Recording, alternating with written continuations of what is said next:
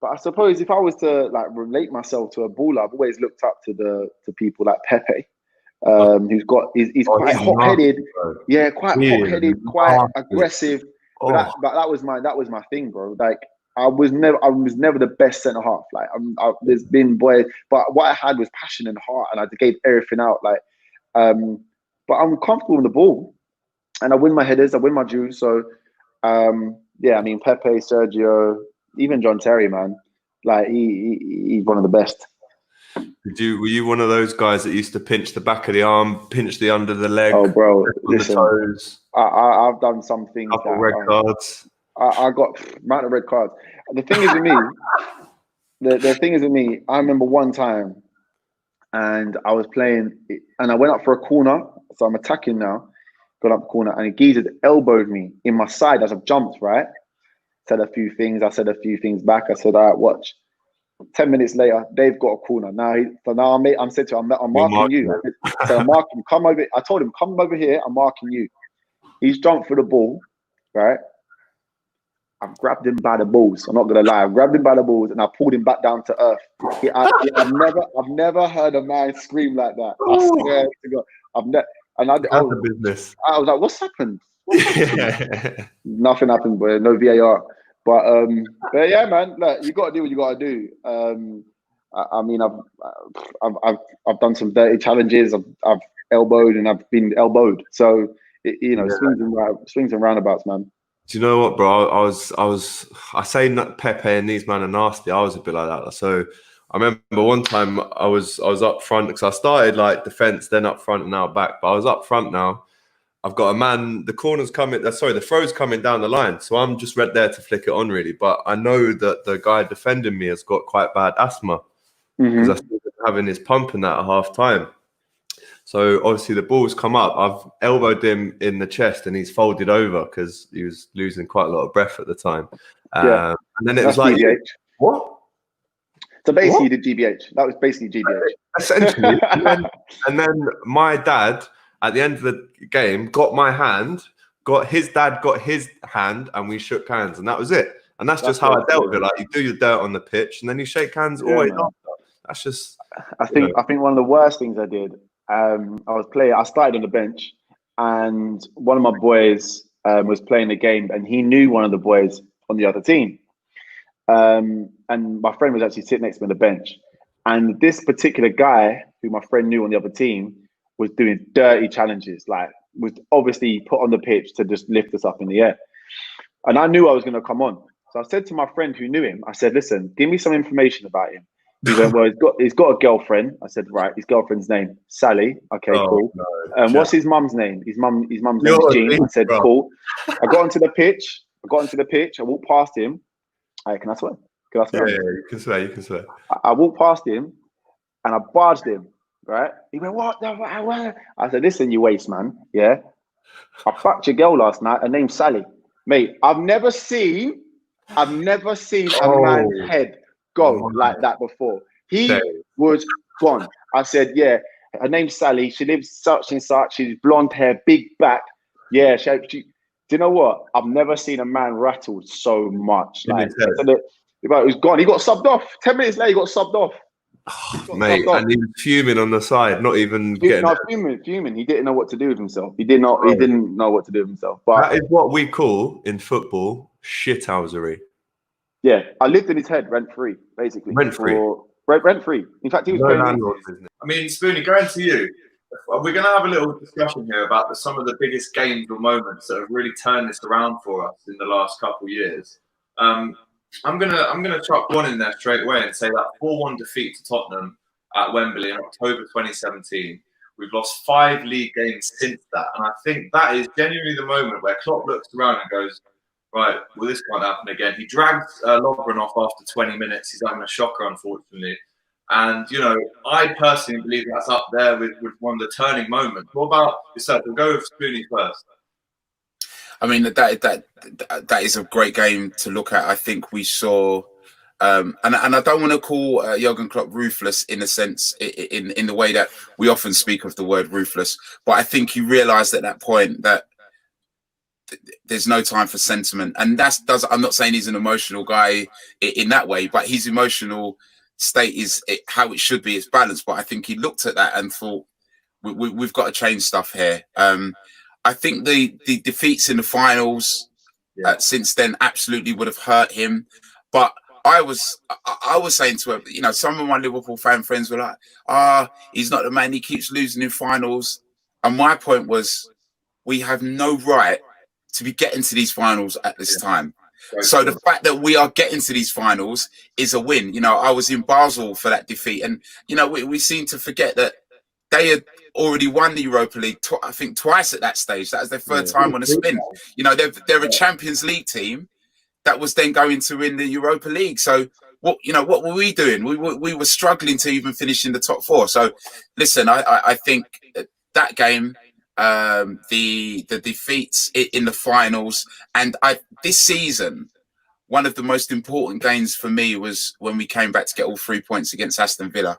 And you know, it's very unjust, the goal that was disallowed for Bobby Firmino, but to get 2 goals that late on in the game, I thought now that belief, and I hate to say it, but when I looked at and I've watched Manchester United over the years win leagues on less points than we've already got, is because they converted 0s to 1s and 1s to 3s in the fashion that we did against Aston Villa that game. And listen, I know we've played better football. I think we played better football last season, but this season we're winners.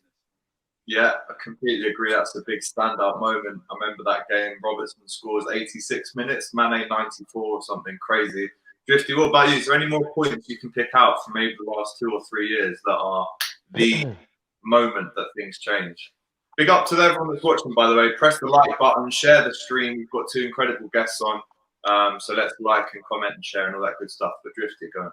Yeah, do you know what? Funny enough, that what you were saying about his wife, I'd just like to point out Firmino actually turned them down, and Mane actually turned Man United down as well. So it shows we've got people here who know the difference between the real team in England and the phonies. You know what I mean? But no, I think, you know what it is about the Sevilla game? I don't know if you guys remember, after the game, we were all deflated. We were all disappointed because that meant we weren't in Europe at all after that. Like, that was our in for the Champions League, and then we lost that game. And then we didn't even finish top 4 that year. So we were actually out of Europe full stop. And I remember thinking we're not going to be able to like get any good signings now because, you know, players want to play in the glamorous competition and all that. And I remember that in the post-game interview, Klopp said, this moment here will be the moment that you feel now, but in a few years' time, you'll realize it was the catalyst for what happens at that point.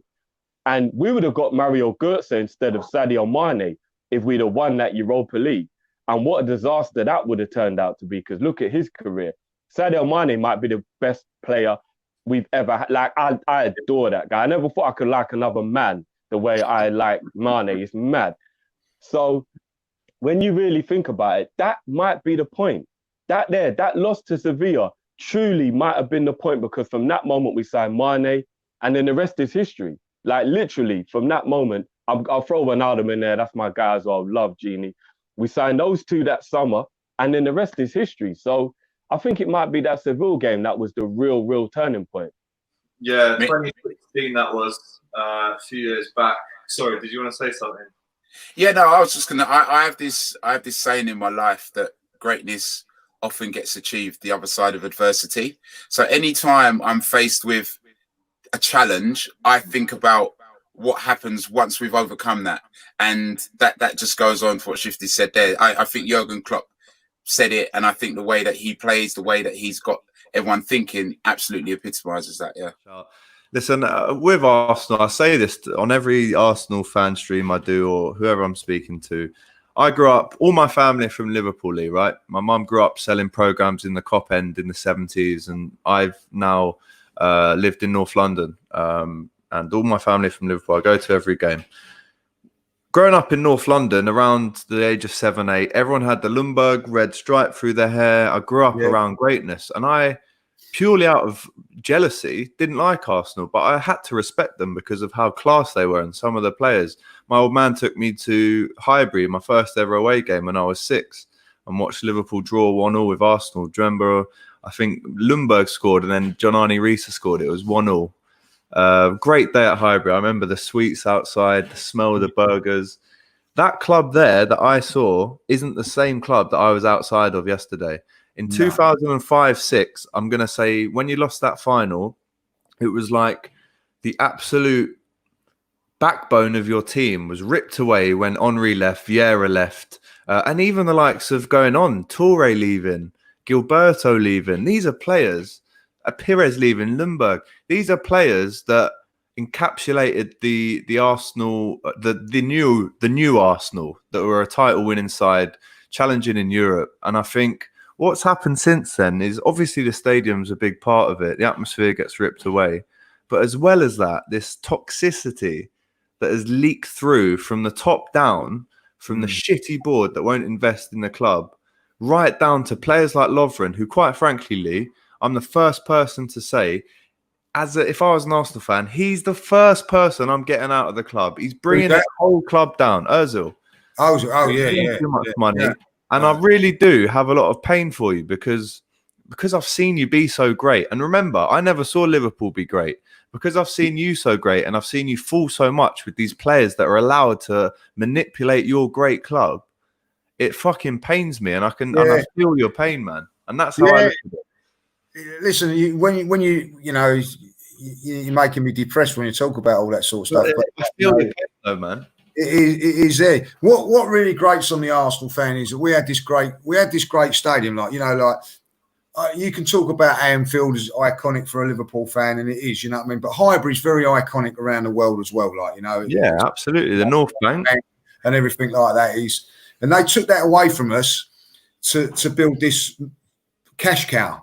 And this cash cow, is just draining us. You know what I mean? Like we are for a fan, and this is where it really pains me. Is that, and I'll say this all the time: we are paying West End prices for a village show. You know what I mean? And that's what it is. You know what I mean? Like we're paying the biggest money to go and watch amateur dramatics, and it's just not on.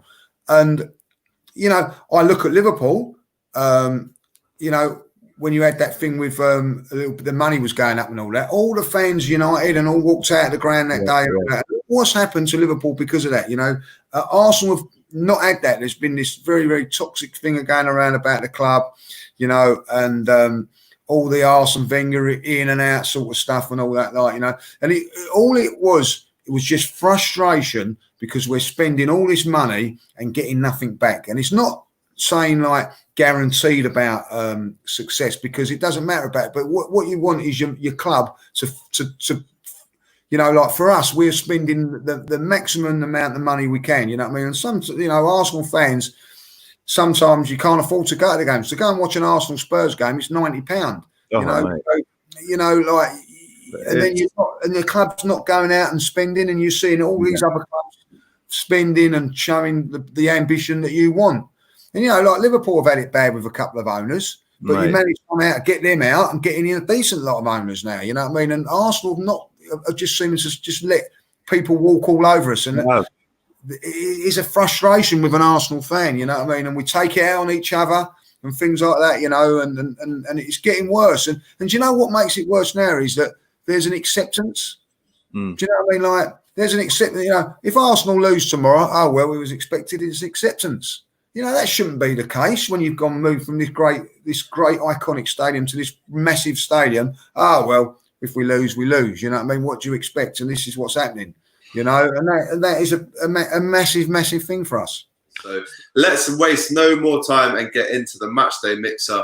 If you haven't heard about the matchday mixer before, people, what it is it's basically rounding up all the best things of the matchday that we'd normally do, the matchday experience. But because we can't do those, we're bringing them all to you.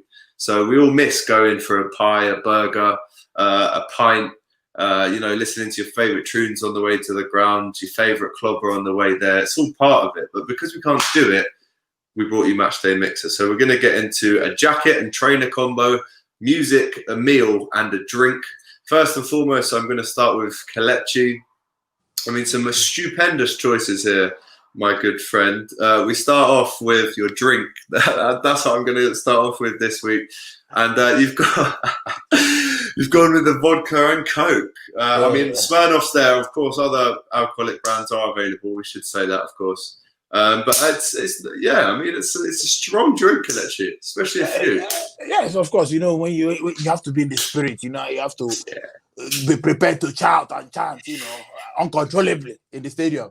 So we cannot be calm. You know, so we need to wake up the spirits and the chants. Dutch courage, is it called? Yeah, exactly. I think that's what they call it. Yeah, exactly. Dutch courage. Yeah. And you wash it down with a McDonald's. Love that. Yeah, I love my McDonald's. You know, I love cutting out the newspaper. You know, the discounts in the newspaper. $1.99 for a Big Mac. You do it too. Okay. Used to. And obviously you got to look fly going to the game. You've gone with a pair of Puma RSX. Classic there. I love my Pumas because they used to give me discount, you know. So nice, man. Well, I've actually got a bit of a partnership about to start with Puma. Oh, that's good. Where I talk all about football terrace culture, actually. So yeah, keep an eye out for that. It's called the New Terrace. But I've got very good friends at Puma, and I've benefited. Yeah, very good people. Quite a lot of nice stuff from there. But you're going with a Puma jacket as well. You said you loved your Puma. There's the proof. Yeah, I love my Puma jacket. There's one in my bag as I speak now. Nice. It's just comfy, you know. I wear every time, you know. I started buying Puma when Arsenal had that partnership with Puma, to be honest, and I've stuck with them since then. Yeah, nice idea. That's top. And then obviously you've got to listen to some tunes to get you pumped up for the game, as you were just saying. Gone with U2. I'm a big fan. Yeah, I mean, in as much as I didn't see Afro beats on there, so I had to. Well, do you know what, Kelechi? What I actually said to the producer Tom, if he's watching, I said, if you're sending this out to the guests and there isn't anything on there that they would choose, then tell them they can add whatever they want. Oh, I didn't get that. Right, okay. Well, that's Tom not relaying the message. So I'll be out in words. But obviously, I'm all for the Afrobeat music that's kind of taken over the UK rap scene right now. It's less of a rap scene and more of an Afro swing kind of scene now. Yeah, exactly. Yeah, the Afro swing. Yeah, so I love my YouTube sometimes, you know, just to stay calm, especially when it's a beautiful day, you know, that kind of tune. To make it away on the road. Tune. Big banger.